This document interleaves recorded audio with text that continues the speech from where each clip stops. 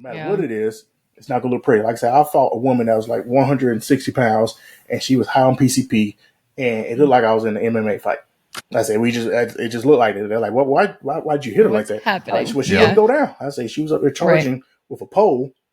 I say, you got to do what you got to do. But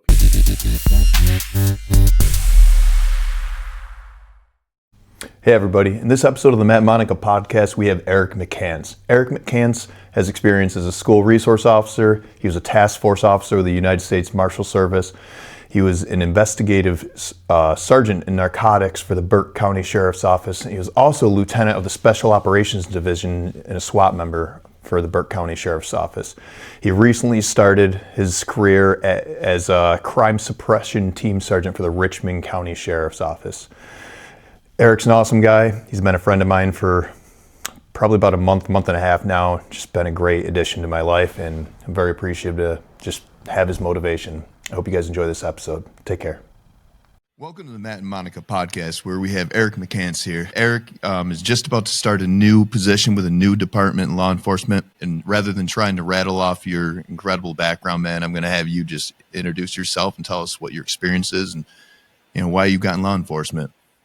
Yeah, like I tell people, I didn't start off just wanting to be in law enforcement. That's not something I dreamed of. It just essentially happened at one time. I was working at a local grocery store because I went off to school to be in business management. My cousin, who was a karate instructor, taught me, and he wanted me to take over the business side of the karate school. So I went off to school for that, and I ended up getting kicked out. Because, like I say, I was 17 when I went off to college. It was a little bit too much for me. I partied too much, didn't go to class, so I ended up getting sent back home.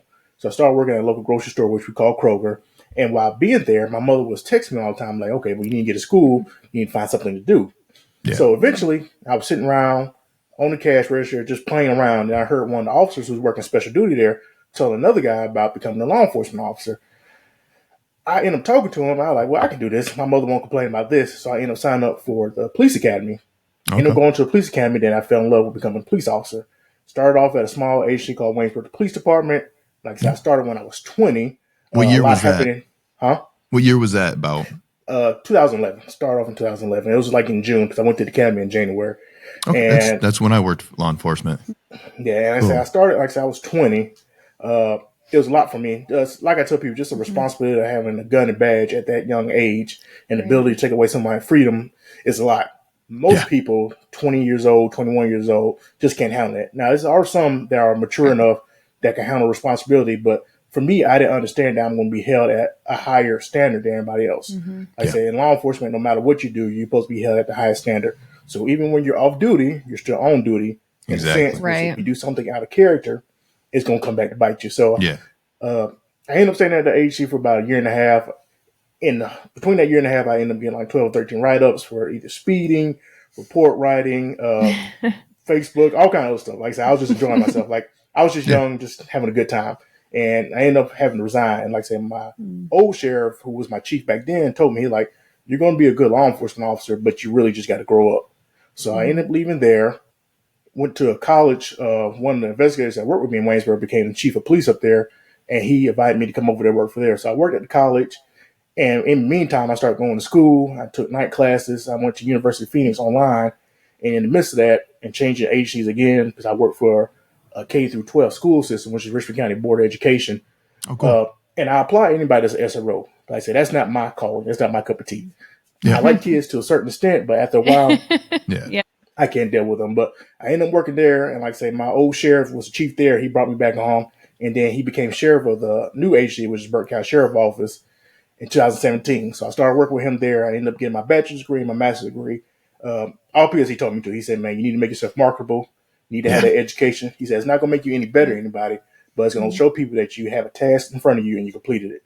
Yes. So I got my master's degree, ended up getting my instructor certifications, different things for law enforcement, and that's where I am right now. And like I said, currently I just became a sergeant of one of the crime suppression teams in the agency, Richmond County agency, which is a bigger county than what I was working in. Like the agency I worked for, Burke County, it was a rural county. It only had like 25,000 people, but it was a big county. It was like 835 square miles.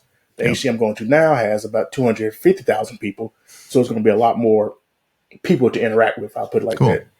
Cool. Right. Before you went to pursue any career in law enforcement, you said that your mom would, be proud of that. Did you talk to her before you went for it? No, like I say, I was literally talking to the guy. He said, you should sign up. He said, we got academy starting in January. This is like in November, December. I went ahead and did the paperwork. Then once I got accepted, I went ahead and let her know. I said, okay, I'm going to go to the police academy. She was like, is that what you want to do? I was like, I guess. And she's like, okay. But she had to buy my gear and all that stuff anyway. She told me, she's like, I'm not going to buy all this gear if you're not going to stick with it. So right. I had to push myself through it and make it through it. And then, like I said, I ended up falling in love with it in the midst of going through the academy. Yeah, she must be like so proud that you're like still doing it and kicking ass. Oh, yeah. That's awesome. Well, like I said, my mother, she wanted all of us to be involved with the fine arts. Like I say, me and my brother and sister, we all played instruments. She all wanted us to be music teachers and all that stuff.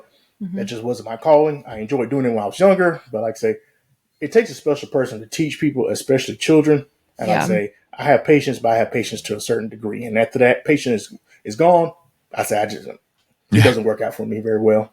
Right. I totally understand that. I work in a elementary school and I'm usually in third grade and stuff like that. Sometimes even pre-K. So definitely patience is definitely a plus. Okay. You gotta have it. Those kids need that love though too. They do. It's pretty important. Yeah, because a lot of kids, they just don't have anybody. So when they go to school, those teachers and those principals become their people.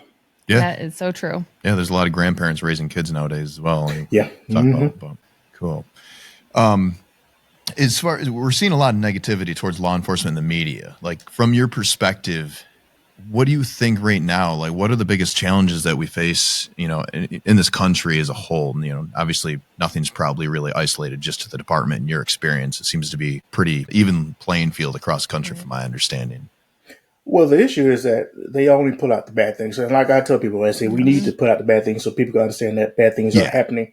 Yeah. But they need to put out the good things as well. And like I say, if one bad incident happened, they're going to blast that forever. If you have a little good situation with an officer, he might change a flat tire. He might buy a car seat for somebody. We need to show that also. And this kind of has that effect on people. People think law enforcement is bad. Then we start not having enough people sign up to be law enforcement officers. Then we start getting into the thing of we just take what we can get. And then that whole cycle continues and go in a circle. And like I said, recruitment's down for law enforcement. At one time, people believe it was a noble profession. Like I said, at one time, like for HE, even with HE I'm going to right now, like you couldn't get a job. Like it was filled up. But just over time and the way the media, sees how law enforcement is supposed to be evil and all that stuff and all we do is wrong, people think about that and people don't want to come to the profession. But also another thing is pay. Like I said, I don't know how the pay is up there for y'all, but I know for us, pay's not that great. For someone to be putting their life on the line every day, and I'm not going to say you're going to get shot at every day, you're going to have to take somebody's life every day, but you never know what you're going to encounter on law enforcement. The pay is subpar. And like I say, they should try to get that back up to make it more qualified people want to come into the profession. Exactly. Like I say, if you can go be all these other things in which I deserve, everyone should get paid. Like I tell people, teachers should get paid more. Yeah. Doctors, all that, they deserve what they get paid, but law enforcement should be the same way. And that's kind of like some of the issues that we face. Yeah, and I think that would have a trickle down effect as well. If you start at the top and you start paying these guys what they deserve, they're going to appreciate and respect their job more. They're going to be more proud of their position, and then inevitably it's going to be trickled down to the individuals that they're having to deal with on a regular basis. Yeah, then you can get more selective with the people. Like I say, if you're offering more pay, if you don't meet up to the standards, like I say, well, you just can't come in. Like I say, right now it's just at a point where it's like just not enough people trying to get into law enforcement. Some agencies are just saying we got to take what we can get. And like I say, you see it all the time, like an officer might get in trouble with one agency, they'll go to a smaller agency because they just don't have anybody they can recruit. Yeah. And they just stuck right there at that small city or that small county, policing there, and then another issue might arise. So if you pay more, if you learn how to recruit better, and you just become easier for law enforcement, let's say being a law enforcement officer is pretty difficult. Yeah. And then, like I said, we don't have a lot of the tools necessary to help us do our job correctly as far as mental health. So we had those things in play that can also help us out because as I've been in law enforcement for 13, 14 years, you didn't talk about mental health being in law enforcement. We all had that fear that if you say anything like, well, I'm struggling today, I'm having a couple issues at home, that they might take your gun and badge and you might not become a police officer anymore. So that's kind of issues that we face, and we just got to figure out ways how to correct those things and make it better for law enforcement officers. Yeah, yeah. Do you think there's any progress with correcting any of that? Or do you think people are or are not trying to fix it because it's so hard to, maybe people don't really know what to do? Well, I am seeing agencies start to pick up pay, but like I say, it's a trickle effect. And like I say, a lot of times the chief of police or the sheriff, they can't get that done by themselves. Like they got to have the county commissioners or the city councilors to approve the pay. And people, if don't find value in your type of profession, they're gonna be like, well, why do you pay them more if that's all they do? They just all sit around in cars.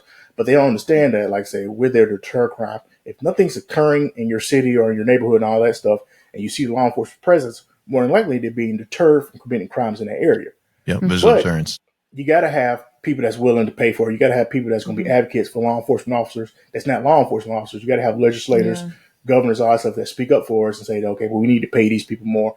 And as far as mental health, it's starting to get better. More people are starting to speak up about it. More people are starting to talk about it. Yeah. But I say it's still kind of far away from where it should be. Like I say, in law enforcement, like I say, it just started happening. Like when I first started law enforcement, you didn't talk about that. Like I say, you didn't say anything saying I'm having a bad day, you know, that shooting affected me or anything like that. Right. The old veterans will tell you, don't say that because they're going to take your gun and badge and then they're going to put you off duty. So what we do is we just pack it inside, let it go, and then eventually it comes out the wrong way. Right. Yeah. You know, I briefly touched upon this, I believe, when we talked the other day, and it's like, and I'm not saying one is more important than the other by any means, but it seems like out in the world right now, if you hear the word PTSD, generally, I think it seems to be leaning more towards like soldiers that've been in combat, which very important. Needs to be. Yeah, absolutely. But on the flip side of that, it's like how many people that are in the military that maybe very, very rarely have seen combat or went through things that, you know, involved, you know, shooting or people being killed in front of them. And then you got police officers that, you know, you work on the road long enough, you're going to see vehicles or, you know, just traffic accidents and whatnot and people, you know, hurt and injured. And it's something much more, I think, frequent. And I wonder, you know, I've always wondered to myself, like, why aren't law enforcement just included in that whole PTSD thing, which I know we kind of just touched upon. It's kind of, I think it's the tide is turning. I think it's, you know, mental health in it as a whole. Yeah. And that's why I tell people, I think like all first responders, but like I say, if you've ever been a firefighter or EMA person, like we see a lot of stuff, but they see more stuff than us. Like they're always the ones there pulling people out of cars, trying to help people stay alive. Like I say, I've seen officers do CPR on a little kid that was dying. I said, that was a struggle for me, but I know, you know, people that's on EMA or firefighters, all that stuff, they're pulling people out of houses that are burning. They're going to his vehicle wrecks and they're extracting people that's already dead. I just know what they could do to a person. But like I say, they go out there every day. But that's why I think like just for first responders in general, even dispatchers, like you need to have something in place for them where they can talk to. And now we're starting to get help lines where you can call in and talk to people. But more agencies need to make it more available to people and tell people that it's okay to talk about these things. Yeah. And I think dispatching, that's one of those things too. They have a hell of a job. And and I don't, again, this goes back to, I don't know about down there, but the pay, I haven't looked in a couple of years, but it was not impressive at all. I'm like, man, these people with the importance of what they're doing, like how is the pay not higher? I mean, we could go on and go on and go on about that forever, I feel like, but it's like these positions that are unarguably so imperative to have, you know, top tier individuals that should be working them. It's unfortunate, but you know, I wanted to ask you, were there any specific mentors throughout your career that just like that changed the trajectory of your career that come to mind? Well, it's been a few. Like I said, my sheriff has always been one. Like I say, matter of fact, he was my academy instructor. And at first, when we first met, you know, like I said, I was a little rough around the edges. He was like, "Man, you sure this is what you want to do?" I'm like, "Man, yeah, I can give it a try." You know, shit, like cussing already. I'm like, that's just how I talk. Yeah, he was one, and like I said, he's always been one that's told me. He said, "Make yourself marketable." He said, "Go out there and get your degrees, get your certifications, but also be a good human being to people." He always told us as law enforcement officers to have a Chick-fil-A attitude when we deal with people. He said, "Be a servant to people. Make people want to be to approach you and talk to you, and always learn how to build that rapport." But there's always been a couple other people like Dennis Benino. He owns the company Street Cop Training. He's helped my career tremendously as far as work-wise, as far as making cases. He just has that no-nonsense type of approach when becoming a law enforcement officer, how to deal with people and how to find people that's involved in legal activity. He's one of those people that he believes in interdiction work and proactive policing, knowing when to turn on and when to turn off and how to interact with the community. And then another guy is Craig Myers. He's a sergeant down there in Texas, and man, he does awesome work. He's a good guy. He tells you about how to break down a criminal, what they're feeling and what they're going through. He tells you about the psychological effects of like when a criminal sees a law enforcement officer, what's going through them, how they get that fight or flight thing, and he breaks it down. And like I said, that's just a few different people. And then besides my uncle and my cousin, who are a bishop and archbishop, helped me lead me on my way. Like I said, they also played a very big part in it. Yeah. Was there a certain point in your career that you experienced something that made you such, because you're a motivating dude, and I appreciate it, and like you're very positive, and you genuinely want good in the world, and you can tell by talking to you. Were you always like that, or did you experience something that just kind of changed you, or was it like over the years? Well, just over the years, I've been around, like I say, my uncle, my mother, and everybody just having a good attitude. Like I say, and that's why I told my mother, like I said, I don't know if it was a disservice to me or you was just you being a mother. Like I said, I never seen her struggle, never seen her hurt, cry, anything like that. And like I said, I always wondered, but like I said, me as an adult, like I said, it was a lot for me. Like just being an adult now, like I said, for some days I'd be like, what's going on? Like I wasn't prepared for it, I guess. But she did her part and that let me see that. Like I said, I've never seen my mother cry. Like if she was struggling, I never knew that. And I thank her for the strength. I thank her for all the things she taught me. But like I say, I feel like I'm a failing at adult sometimes. I be like, man, sometimes these kids getting on my nerves. I say, I'm not making enough money at work. I say, I feel like I'm working every day for 24 hours. It's just different things like that. But also, like I say, my uncle, like I say, just hearing him preach and hearing him talk with people and making people motivated. Because, you know, some people want to give up and quit. And just hearing how he spoke life into people, helped them, made them just want to continue even when they felt like life was getting too hard. And things like that has always, you know, stuck with me over the years. And then, like I say, a couple of years ago, I found out about David Goggins and then Les Brown and people like that. And I started reading their books, listening to their podcasts and their motivational videos. And like I say, I always wanted to do things like that. That's awesome. Yeah, they definitely give you motivation. Yeah. It's like unworldly. It's crazy. I listen to Goggins a lot of times when I'm hitting the heavy bag or when I'm working out here. It'll make you run 30 miles. I mean, I ain't going to get it done, but it'll make you want to do it. Yeah, it'll make you want to do it. Eight is enough for us. Oh, well, man. Right now anyway. It's a lot. I'd be happy with 3. Right? Run my border collie off leash 8 miles, man. It's pretty cool. How do the incidents involving police use of force, even if justified, affect the relationship between police and the communities we serve, you think?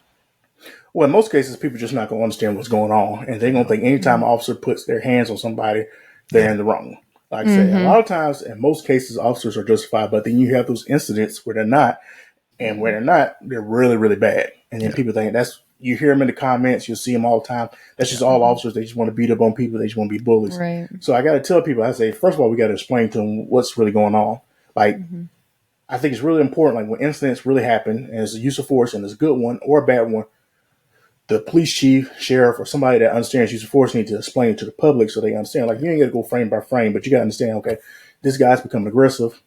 He's becoming aggressive with this person or whatever it is. You got to break it down so they can understand what our rules are and what we need to do to calm the situation. Because all we're really there to do is just calm the situation and stop anything further from happening. Yeah. Now, granted, it might not look pretty, but I say most incidents where you get into a fight, it's not going to look pretty no matter what you know. Right. But you got to take control of that situation. So when those incidents come apart or come upon us, we must go ahead and get out in front of it, start telling people, okay, well, this is why they did this. This is what they're trained to do. And this is why it happened. But like I said, it's not going to look pretty no matter what. Like I said, I've been in plenty of fights. No matter what it is, it's not going to look pretty. Like I said, I fought a woman that was like 160 pounds and she was high on PCP and it looked like I was in an MMA fight.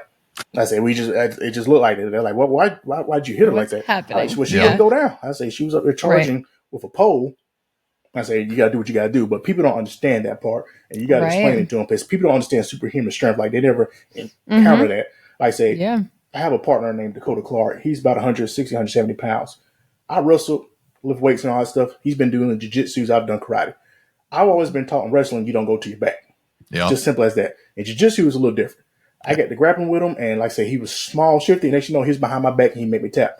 That's why I try to tell people, I say, you never know what people know. And then, like I say, if they're high on something, you don't understand superhuman strength. I've seen people, 140, 150 pounds, it takes 7 officers just to even put them in handcuffs. Yeah. Just how it is. But people in the public, they never seen anything like that, so they don't understand it. They're like, why take all that? Y'all lift all these weights, y'all have all these tasers and stuff, and the taser's not working. I say, you just never know. So that's why I tell people, you got to explain what's going on in those situations. And I tell people all the time, just do a ride along one day. Yeah. See what law enforcement really does. And like I say, you'll understand some of the stuff that's going on in these situations if you ride along with officers. Yeah, you can't just see or hear a story from one perspective, you know, and I think we've trained our minds pretty well to be like, all right, if we hear anything on the media or whatever, which we don't even watch the news right now, but not to just jump and be like, oh my gosh, that was wrong. Like there's always another side. Like, why did that happen? You know, what was the cause of it? Yeah. And it's hard to kind of think that way when everything is always negative thrown in your face and you're kind of brainwashed through the media to hate, you know, officers or whoever, first responders, even, you know, like what are they doing? I find a lot of similarities between, and I say this like hating a group of people, whether it's race or their profession, like it's similar. It's like people are individuals. Like there's bad people in every single profession, every single race, every single sexuality and stuff. And it's like, I just don't understand how people don't see that. And like, there's this massive push for, just, equality in this country, but that is the opposite of it. Yeah, but is there really? Yeah. It's like the pushing for like defund the police, yet they're closing prisons in like the society pushing this negative, I guess, mentality towards law enforcement, which I think a lot more people support law enforcement than they lead on to believe as far as if you look in social media and stuff. I think the vast majority of people, just like the vast majority of people are good, genuine people. I really, truly try to believe that.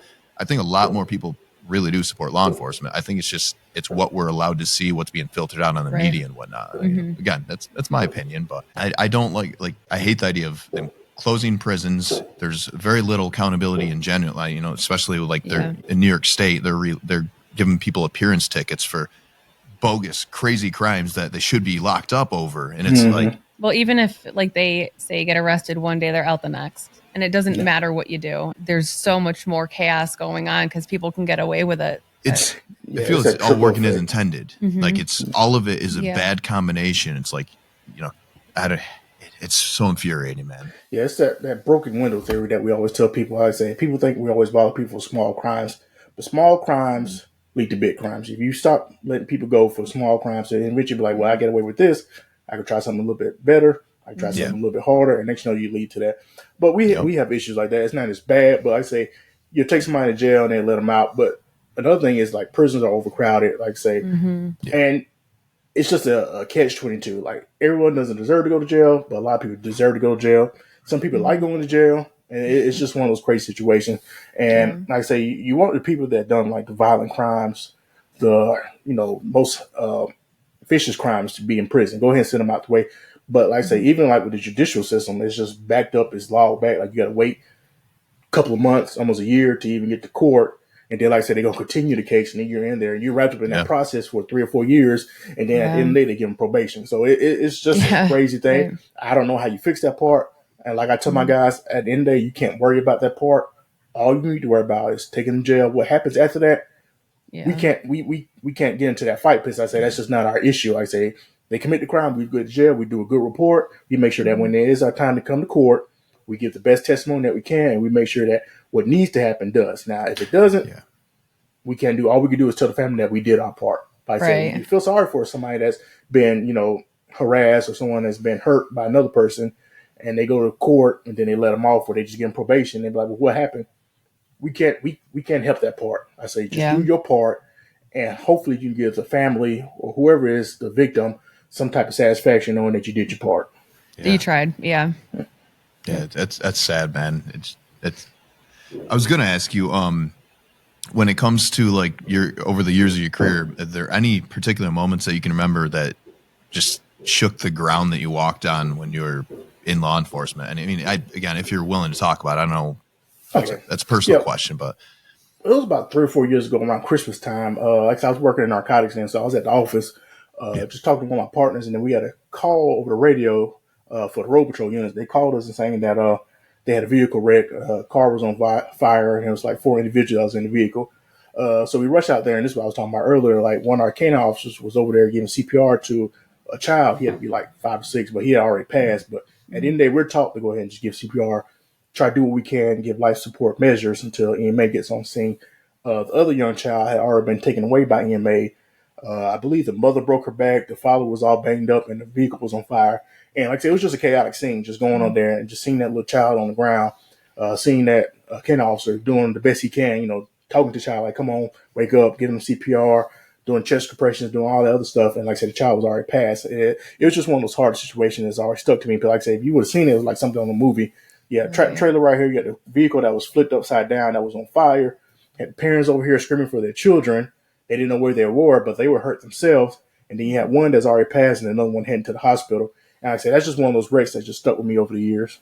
Wow. I'm sorry. Yeah. Yeah.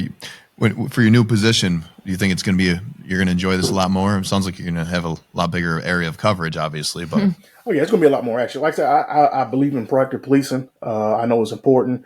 I believe in deterring crime, and I believe getting those individuals that are committing crimes off the streets. So that's what I like doing. And that's what me and my team will be out there doing. So I know I will enjoy a lot more. Like I said, I enjoyed my last agency, but like I said, it was just a lot more laid back, a lot more downtime. But like I said, don't get me wrong, we had our share of craziness. But it was like a rural county, and it was not a better county, but like I say, it wasn't that much crime that occurred there. So it was a good thing. Like I say, people didn't have to worry about a lot of crime happening.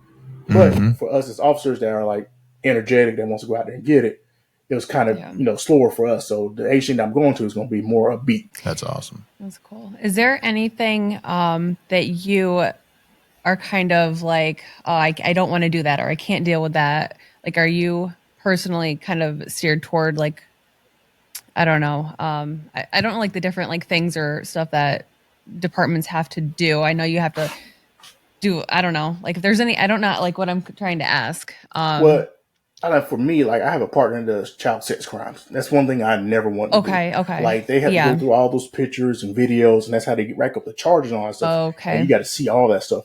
And like I say, even for them, like they're in place, they have like every 6 months, you got to go to counseling, you got to go on retreat and all that stuff. Like that's something I never want to do. Just seeing that type of stuff, like I say, it's just not anything I've been interested in. But I really applaud the people that do it, because I say it's a lot of that going on nowadays. Like I say, even just recently, we just had a guy that was on some kind of app that reached out to a 16-year-old boy. They ended up having relationships, or whatever, and he ended up getting arrested for that. But me, like I said, I'll go arrest him. But like as far as investigating, because like I say, you literally had to go through every file that they have, and then like for every different picture or every different video is a different charge. But you have to put your eyes on you. Like you got to say in detail what's going on. And that's something I never wanted to do. So I applaud the people that do it, but that's never been my cup of tea.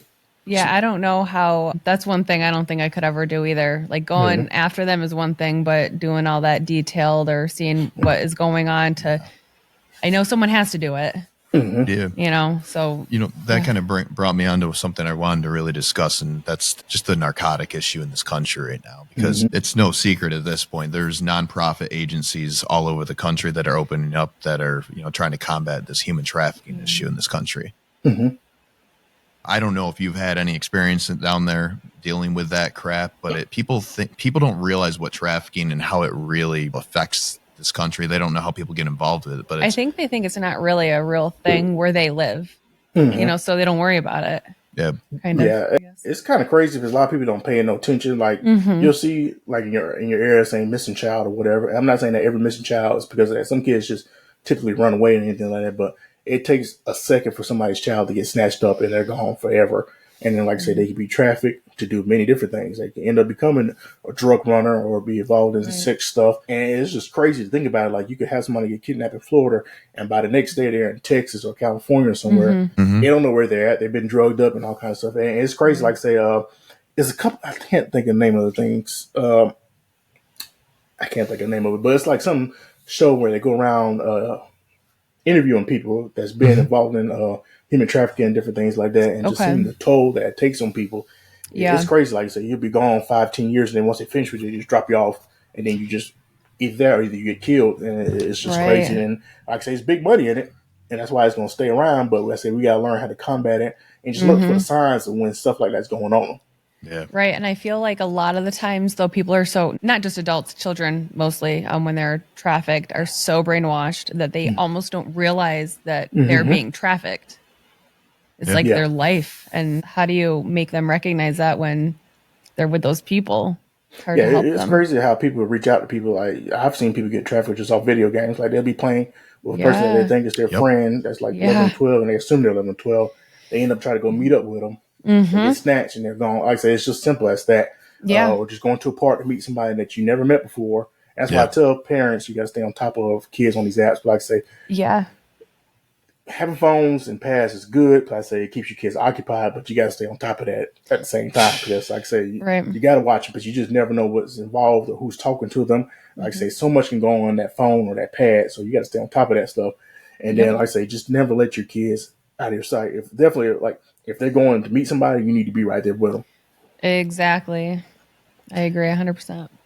Oh no, I didn't know if you were going to say something. Are there any specific things like for example, I know you're doing coaching and whatnot. I wanted you to definitely promote what you're doing again, because I believe in everything you're doing seems to be for a good cause, man. I just wanted you to, go ahead, promote yourself, talk about what else you're doing on top of your law enforcement and what your intentions and maybe your goals are long term. Well, currently, like I say, me and my brother, I finished my rough draft for my book, but my brother's finished up the editing and the proofreading on everything like that. And let's say, essentially, the book is just over my first year and a half in law enforcement. Basically, it's going to be called Young, Wild, and Reckless. And like I say, it's a pretty detailed book of how I came in law enforcement, the crazy things I went through by being a young law enforcement officer. So that's something I plan to put out hopefully by the middle of this year. But also, like I say, my life coaching.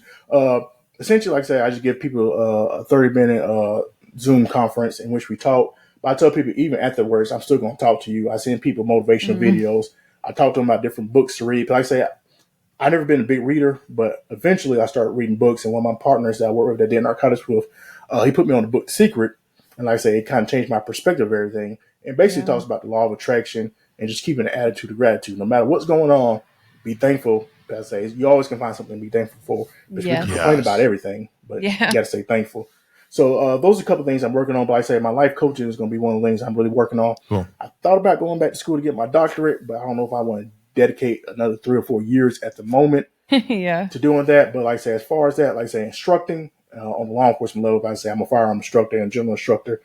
I like teaching people and just helping people get better. But like I say, even like I tell people, I struggled with firearms when I first came to law enforcement. I had good instructors, so I plan to do the same thing for others. Cool. And like I say, life coaching, just helping people out. Because like I tell people, I say, life isn't easy. We all struggle with something.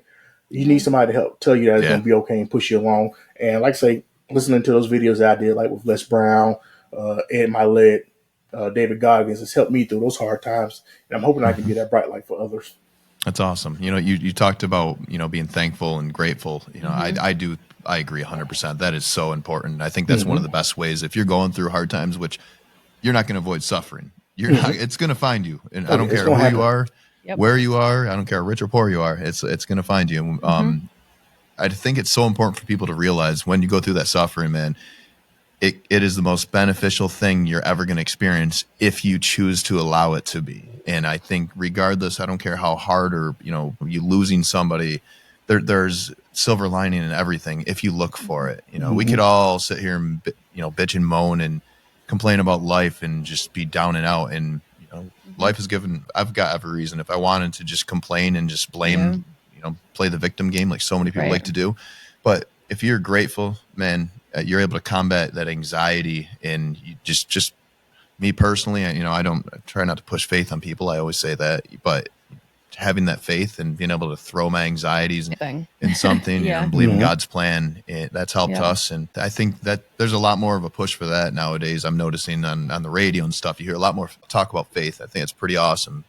There's a lot of people out there, they have nothing. They have no hope. They have no love. And if they could just be introduced to faith, maybe it would give these people that have nothing else a shot at life, Yeah. And like I tell people, I say, someone always has it worse than what you have. And so you got to understand that. And no matter how dark the situation is, you got to find light in it. Like we talked about the other day, like when I had some equipment in the house go down, a dryer, back in the day, I would have complained about it, but I got to spend enough money. And like I said, I wanted to complain then, but I was thankful that I had enough money to just go ahead and purchase it and not even worry about, having a payment plan or how I'm going to pay for this. And I said, you got to be able to find that light out of any dark situation. And I tell people it's not easy, but I say, we have anything, we can complain about it. Like I said, I can complain to you all day about different things, but you got to make up in your mindset that, hey, no matter what's going on, I got to find the brightness. And at the end of the day, you still woke up. I say, there's a lot of people that didn't make it to 2025. We're still here. You still have given an opportunity to do what you need to do. So take advantage of it. Like I say, you can say, well, okay, well, maybe I broke my leg or maybe I'm not where I want to be at in life. But some people didn't even get that opportunity and you're still here. So you just got to learn how to be grateful for the things around you. Yeah, I think we need to all teach our kids that at a younger age. It takes a long time to kind of master that. And I think when you think you've mastered it, there's still growth, forever to train your mind to think on the positive aspect of things, and it's not just be more positive. Matt and I have talked about before, it's just be less negative. Yeah. And it really, that hit me hard because I was like, I never really thought about it like that before. Yeah. And a lot of it's who you surround yourself with, man. Yeah. I'm lucky I'm next to her a lot. She's the most positive person I've ever known. She's positive when I don't want her to be positive. Yeah. You gotta have those type of people around you. Gotta have them. It is so important. But man, I know I told you this already. I would love to do an in-person podcast someday, man. Just chill with you, just have a conversation about life, maybe like almost like less interview style, because I want to get to know you a little bit more here. But I have another question. So if you're going through any hard times in your life, what do you do to help yourself? Like what's your go-to? Well, I do a couple things. For one, I'm gonna go to gym. Like I say, first of all, I got to get it out my system. I got to go to the gym or either go run or something like that. Mm-hmm. I got to get out my system, and then also, like I say, I like to seclude myself, put on my headphones, and like I say, find those motivation videos. Like I have a whole playlist of like 500 videos off of YouTube that are motivational videos, and like I say, every day on my LinkedIn page, I put one up just to help people out. But I listen to that every day, so then I'll just talk to different individuals that I know that can help me and guide me when I'm going through it. But I say, at the end of the day, we all need somebody. No matter what you say, we need somebody. So I got to have somebody that I can talk to. Yeah. And like I say, talking to my wife, my kids, and just being around people that make me happy is what's going to help me out. Hey, so you mentioned physical fitness, man, and that's something we talk about kids as well. Why is society not pushing physical fitness for people more? Like, it's like people want the easy way out. People don't want to put in work. People want to have weight loss without putting in work, and it's like everything instant, everything. It's so infuriating to me that how many issues in this world right now would be, not everything, but how many issues would be resolved if people just put effort into taking care of themselves. Yeah, a lot of things will be solved. And like I said, people just don't want it difficult. That's one thing I learned when training martial arts. Like you'll have some schools, and it's nothing against it. Like you'll have some schools, like it took me almost 7-8 years to even attain my black belt. Some schools, like every 3 months, you're testing for your belt. I'm not saying that kids are not getting the training that they need, but I say as martial artists, it takes time to perfect your skill. And like my instructor used to tell me and my cousin, saying that, would you rather know 1,000 kicks or would you rather perfect one kick and do it 1,000 times? We tell people that. I say it takes practice, and people don't want to do that. People, I've learned that in martial arts, even with kids or even with adults, they just want everything to be quickly given to them. And I say you appreciate things when you work for it. Like when I wanted to get on the SWAT team, I weighed 350 pounds. It took me a year and a half to get down to 260 pounds just to even run the mile in the time needed. But I appreciate it much more when I acquired it. I say, even for becoming an instructor, I failed the test twice before I passed the general instructor test. But I kept coming back and doing it, and you appreciate those things. But a lot of people don't understand that process. They just feel like, well, okay, go ahead and give it to me now. And that's the problem, like with jobs and all that stuff. You hear people all the time, well, I applied for a couple of jobs, I haven't heard anything back. I know for being like in federal law enforcement, like as far as FBI, DEA and all stuff, some of these people say they apply 60, 70, 80 times until they make it through there. Wow. You got to stay consistent with it. You got to have that perseverance. Even though you didn't get it that time, you got to stay with it. But people just don't want to do that, to answer your question. People don't want to stay dedicated and focused to anything. Yeah, when you were doing SWAT, how often do SWAT teams genuinely, like how often are you expecting to be called or utilized? Because correct me if I'm wrong, if you're part of a SWAT team for like the sheriff's department, that's like you pretty much you're on call all the time. Is it? How does that work? Essentially, you're on call 24/7 unless you give like the commander like a week ahead notice, like you're going out on vacation. But for us, like I said, I was in a rural county, but we had like different plans with different counties that didn't have SWAT teams. When were you generally utilized for like barricaded subjects and stuff like that? Yeah, barricaded subjects, just different things, suicidal subjects. Stuff like that. Like I said, we'll get called out maybe once a month, if that. But like I said, we wasn't utilized that much. Because like I said, we just didn't have that type of crime. But the county I'm going to now, they have a bigger SWAT team. And like I said, they get utilized a lot. So that's one thing I'm about to start working on for us. Are you going to be part of their SWAT as well? Well, I got not audition, try out for it. So I'm thinking in February, March, we had to try out for it. So I plan to try out for it to be on their team as well. But I know if you go like towards the Metro Atlanta area, they have a Metro SWAT team, and they're always being utilized because more people, you're going to have more crime that you deal with. But like for us, we're not utilized that much. But even so, you just never know when it's going to happen. And about 2 or 3 years ago, we had an individual that one of my partners, he had to shoot in the leg because he was shooting at law enforcement. When they did try to come take him in, he held babies towards his face. So the only shot they could get was on his leg. He lost his leg, but he's in jail now. But it's just crazy situation that you deal with. Yeah. You mentioned your playlist. Have you ever listened to Eddie Pinero?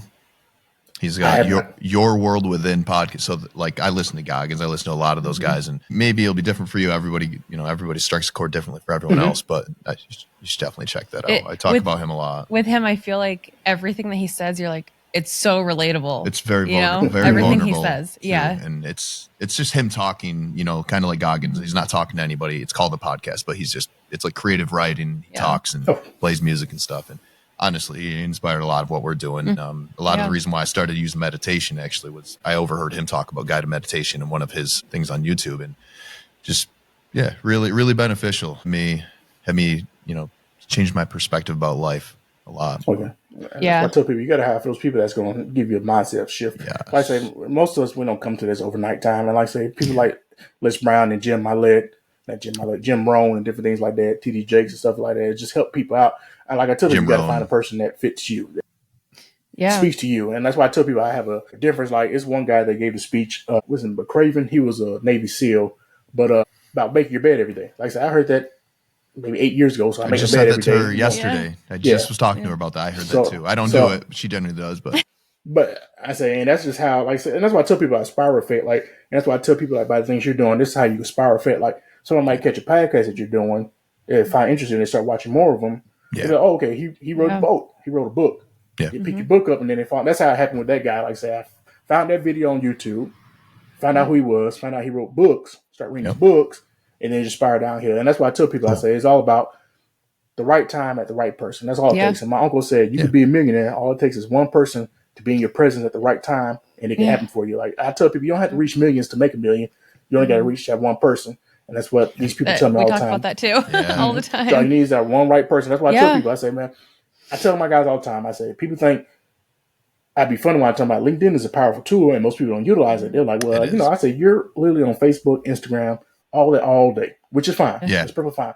Invest that into LinkedIn. Yeah. Spend 30 minutes to an hour on LinkedIn. Like I said, you'll have a variety, especially if you're into business or you're trying to, you know, self-help and things like that. Yeah. LinkedIn community is very helpful. And I tell people, I say, you just got to learn how to reach people. And I say, it doesn't always have to be about business. Like, my whole page is not about business. It's about reaching people, connecting with people. I just like seeing people be helped.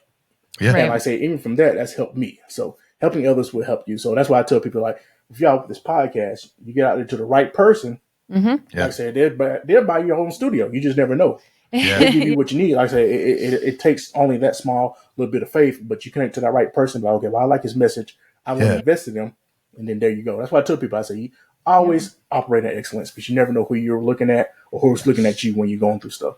Absolutely. Yeah. And I think for me, you just saying like the timing, or it could be anybody at any given moment that could change your life. And I think people that are going through a hard time really need to know that, because people will be like, well, I don't like this therapist, I'm never going to get therapy again. Not every therapist is for everyone. And, you know, or medication even. Like, I would rather, like, personally, you know, natural stuff. I was on Cymbalta years and years ago because of, you know, my traumatic past or whatever. But I weaned myself off of it, you know, thankfully. But some people do need it. And before that, I had taken something else, and it literally, I just was so sick for like a week. So I had to change it. And I don't want people to get discouraged that the first thing that they try, if it doesn't work, it's not the end. You know, there's something else out there. And that's what I tell people about therapy. Like I say, you might not find the right therapist until you're 4 or 5 therapists into it. I say, but you got to try it at least. And like I tell people, you don't go to therapy just because something's going wrong.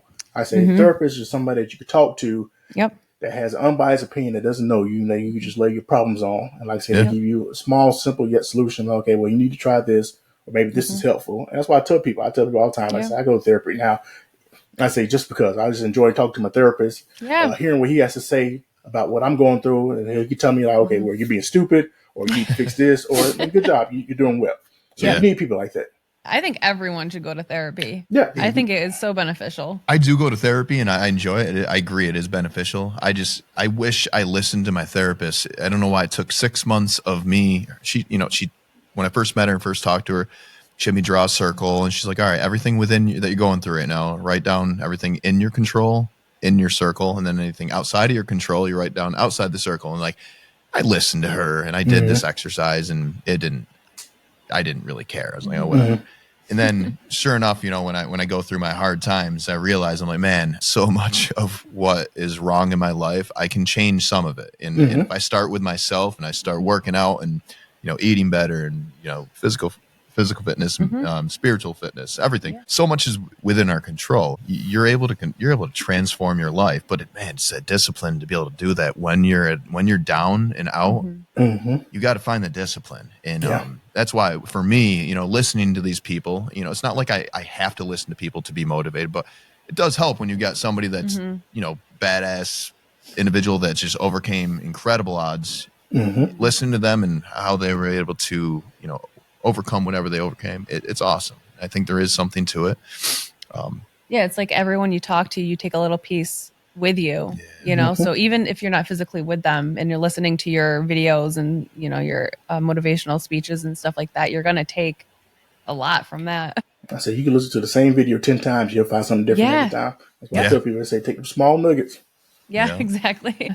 Was there anything you want to touch upon before? I mean, we're about 45 minutes. We can talk about anything you want. Is there anything you want to hit that we haven't hit, or what are your thoughts? Well, like I said, we hit about everything. Like I said, I'm always been just a big person believing in mental health and all that stuff, and tell people about therapy. But I tell people all the time, it's a big stigma around therapy that, you go to therapy, they're going to prescribe you medicine, they're going to try to call you crazy. I just wish people understand that therapy is okay. It's really okay to go through it. People need it. And just to have somebody that you could just talk to and just relate to. And like I said, for many people, you might not find the person on the first time, but still give it a couple of tries before you just single it out and say, I'm not going to do that anymore. So give it a couple of tries, try to find the right person for you. But I tell people, you got to find somebody that kind of understands you. Like for a law enforcement officer, you need to find somebody that has some type of law enforcement background, somebody that understands it. But say you come in with some crazy stories about, well, okay, I seen this child get his head cut off in the vehicle wreck. Most therapists are like, well, I don't know about that.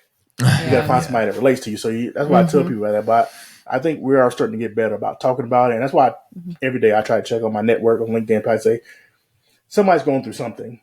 Yeah. And a lot of people don't want to reach out to it because they don't want people to judge them. I say, it's not about being judged. You just want people to help you through your problems.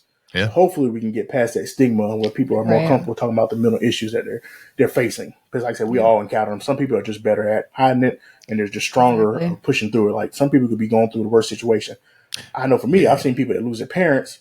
They're okay. Like I said, they cry, they grieve. Me, I probably wouldn't be able to go to work for 3 weeks if my mother passed away. I said, I'll be in there and bath to a crown of water on me. But that's just how I am. So some people are different. Some people go through worse things and you'll never know it because they're just those type of strong individuals.